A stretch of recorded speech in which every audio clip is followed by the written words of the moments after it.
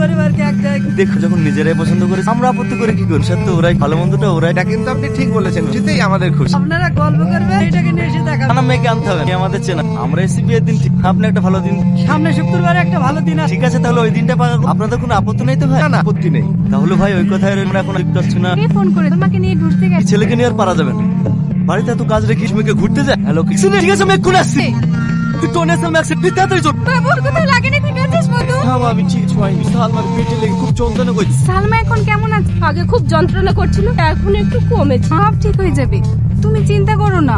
ডাক্তারে কি বলছে? রবি সবই করা হয়ে গেছে, রিপোর্টটা এখনো পাই। এখানে সালমার গার্জিয়ানকে হ্যাঁ আমি বলুন, চেম্বারের সঙ্গে পার্সোনাল কিছু কথা আছে। কোন কি কথা আপনি এখানেই বলতে পারেন, কোনো অসুবিধা। আপনার মেয়ে অ্যাক্সিডেন্টে তেমন কিছু ক্ষতি হয়নি। ইউএসজি করে রিপোর্টে যা দেখলাম, আপনার মেয়ে কোনোদিনও মা হতে পারবে না। এটা কি বলছেন আপনি? বাবু এটা কি অ্যাক্সিডেন্টের কারণে হয়েছে? না ভাই ডাক্তার কি বলছে? মেয়ের বাচ্চা হবে না? আপনার মেয়ের সঙ্গে আমার ছেলের বিয়ে দেবো না। দেখেন